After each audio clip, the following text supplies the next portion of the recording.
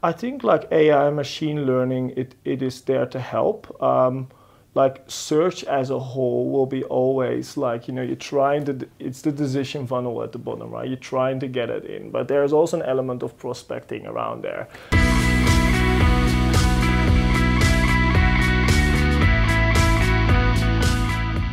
This is Velocitize Talks, and I'm Eric Jones. I'm here with Jeremy Bierma, who's the Performance Director at the Bohemia Group. Jeremy, it's good to have you. Thank you very much for having me. I wanted to ask you, tell us a little bit about Bohemia Group and your mission. So Bohemia, it's established in like 2011, and it was kind of a refined model of a broken agency model, what it's trying to achieve.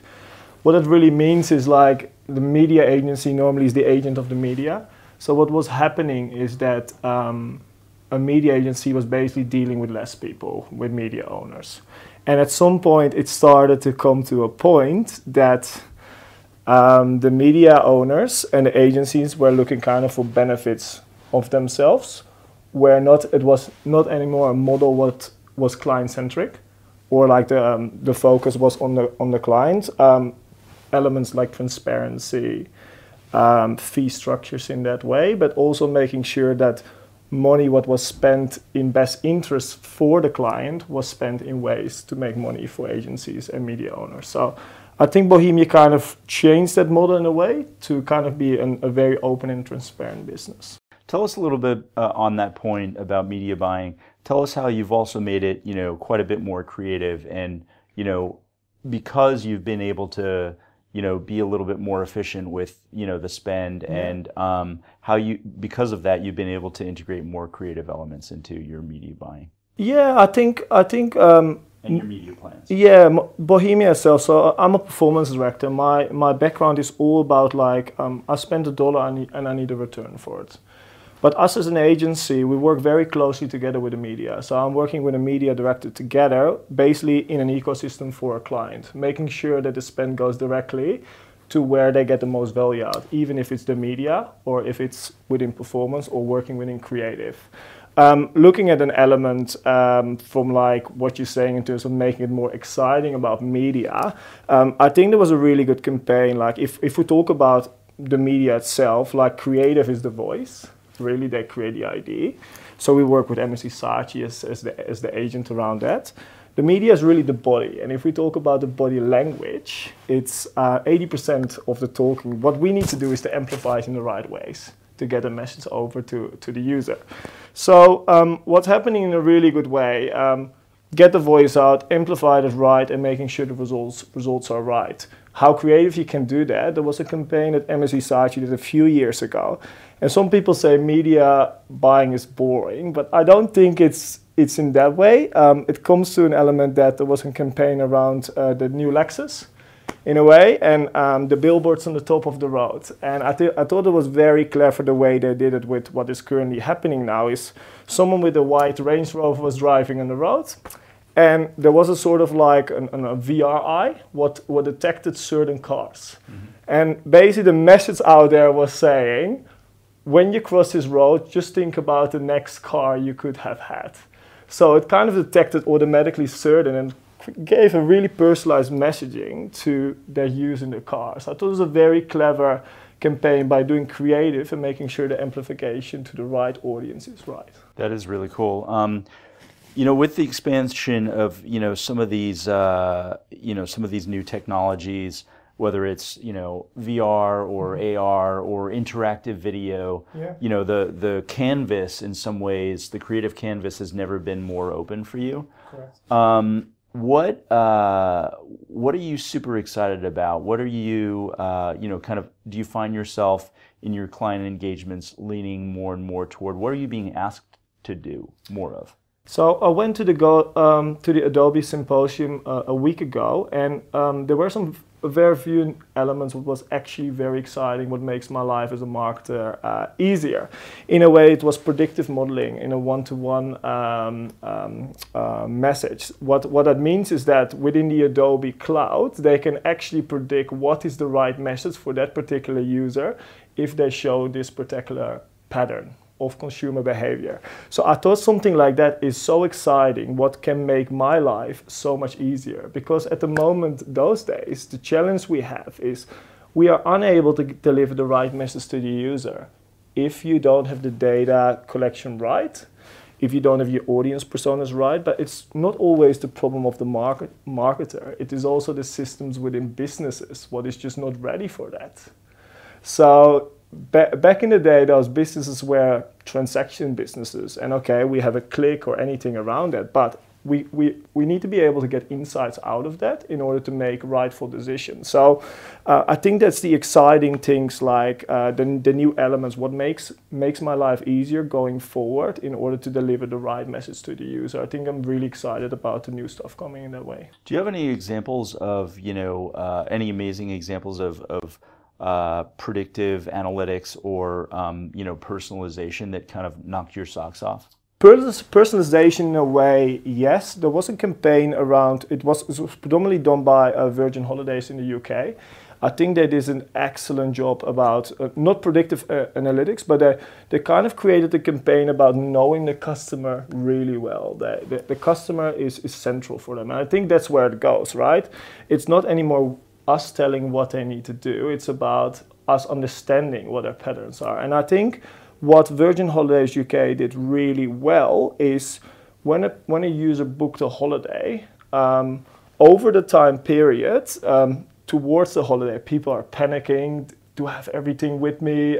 Do I miss anything? So they give you kind of like a whole step guide in order to help you through that holiday. And when you're actually going, they give you a call and have a nice holiday.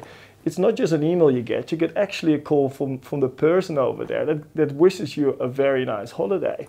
But the problem after that is, like, sometimes you don't hear about those businesses again, and you come back from your holiday, you come in your post-holiday blues, and you hate your life again because you wish you were back on holiday. But actually the thing what they do, within 3 days, the customer service employee from Virgin is actually calling you up and say, did you have a great holiday? Just not saying anything about selling something to you, just asking how it was. I thought that was fantastic and fascinating the way they are doing that. But what that creates is like really a brand experience with a user. And over time, within, like, they were giving messaging about think about your next holiday, without any sales messaging, the user was able to book their next holiday again. And I think that's a fascinating experience from a business that it is doing right, but just on a CRM basis. But if you apply that to a whole business, it can be so powerful. Right, it can really move the needle. You talked about the importance of data sets, and how those can be used for personalization and greater ROI, and deliver real business growth. How do you do that? How do you deliver something valuable to that person without being creepy? People those days ads are basically following you around the internet, right? And it can be in a way that it gets annoying, or it can in a way, but I think it all comes down if it's adding value to whatever you're doing. So let's say I'm buying a pair of shoes, or I'm looking for a pair of shoes. A customer those days are already that smart. You know what I'm doing? I'm looking for these New Balance shoes, and I put them in a shopping cart, and I'll just wait 2 days, and I get an offer of 20% off. I don't have to buy them now. I know I'm already smart enough. The technology is not there. I'll get retargeted by an ad what gives me 20% off, because I leave it within their targeting strategy. But I think in the end it comes for data for the good and data for bad. Like, there's data out there with the GDPR, right? That people potentially in Poland have my data for no reason. I actually don't know where my data is housed, and they're selling my data in order to make money. And I think that's when it comes from data for good with the creepiness around it. But data for good is really about, like, personalization and making it better for the user and have the experience. Otherwise, with no digital experience or no experience will be made better if they have no understanding who you really are. Do you think brands are doing enough actually incorporating contextual data as opposed to personal data for the user? Oftentimes there are all these external data sets that could be used, whether it's the weather or knowing that a person is, in an amusement park, let's say, and there are various opportunities around that location. Yeah. Things that will, to your point, deliver a lot more value without being creepy, because it doesn't rely on that person's specific personal data. It has been done in the past by brands like cruising brands, right? Like it's bad weather here, let's go on a holiday. And it does work in that instance.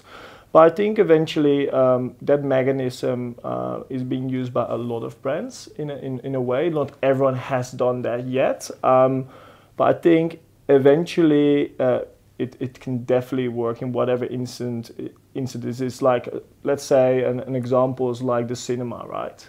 It is hot outside, 40 degrees. Where do you want to be? Do you want to be at the beach in Sydney? I wouldn't.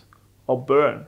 I would be inside with air conditioning, but I live in Bondi and basically I don't have air conditioning. So it's a horrible day for me. I'm actually looking for what can I do during time. So if businesses can be smart, like, oh, it's 40 degrees, but we have air conditioning and you can watch a great movie, that will appeal to me. Mm-hmm. But there's not that many businesses out there that do it in a very, very smart way. They just say, I'll go on a holiday and book it now.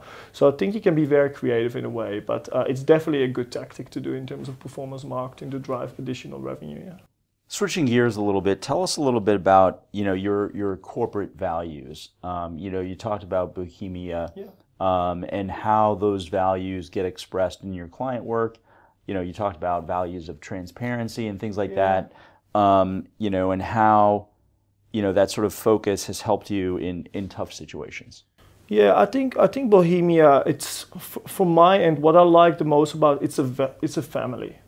It's I come from they have multiple, but that really comes close to myself in a way. I come from a large agency, a holding group before at Denso Aegis, and it was a great group of people I was working with. But my real decision was going to Bohemia. It was the right time. It was a family. It was a smaller agency where I was able to do more. Like the other element is our curiosity. So you can always do more. You can try things. You're not like, as I said, with big holding groups, you're sometimes limited in the ability to do things. So by working at Bohemia, I actually have the ability to do things, to try things, do a very much a test and learn approach into Element. But I think the family, the people at Bohemia, they're amazing. And that's really the thing about like enjoying every day to go to work and helping my team to develop further. To that point about, testing and experimentation, mm-hmm. Do you have any examples of how that ultimately led to, big initiatives or big campaigns for clients? Yes, I can. So actually, I'm looking after a big bank like UBank in Sydney. And it's an amazing brand, what is innovative, tries new things, and is able to actually disrupt the market in a way to do. So we're doing a lot of test and learn approach. They create new initiatives. So they're creating elements what will help the user to save better. They trial from my end, for example, we launched like an offer and kind of did a test and learn approach over stages to see what works best and how we can use that, what has never done before in further campaigns. And it's all about, back to that element, adding value to the consumer. Like, I want to get a home loan, but what is the real value element with it? And that's like a bit of test and learn approach. We actually working closely together with the client, which is fantastic. You also do a lot of work in the search and SEO area. Tell us about sort of the tension or maybe the synergy between some of those more pull tactics versus the push tactics mm-hmm. that seem to be proliferating as a result of various technologies like AI and things like that. I think like AI, machine learning, it is there to help. Like search as a whole will be always like, you're trying to, it's the decision funnel at the bottom, right? You're trying to get it in, but there's also an element of prospecting around there. What needs to kind of fill the funnel. So I think in the end where it comes to is like search will be always that channel what brings in the most revenue, and at some point as a marketer you can't really look anymore at it as like a channel by itself. It's an ecosystem overall, even if it's search, if it's TV, if it's social, anything around that. So search is a very powerful mechanism. That's why Google becomes so big in that way, and it will never die in the way we would know it those days. And of course, the new elements like voice search will play a big role, but I think voice search is there just to help. That was Jeremy Bierma, the performance director at the Bohemia Group.